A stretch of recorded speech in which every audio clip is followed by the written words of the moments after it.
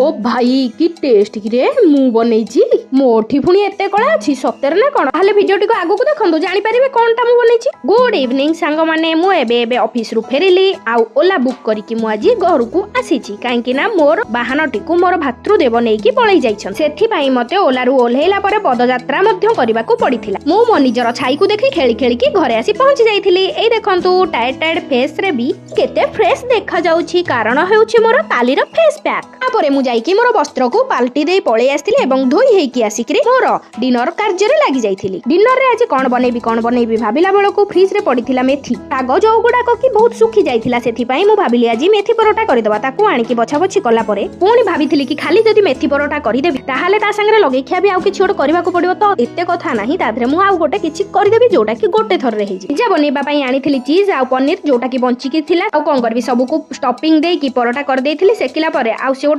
चमत्कार परोटा ही बाहर थिला ताहाले घरे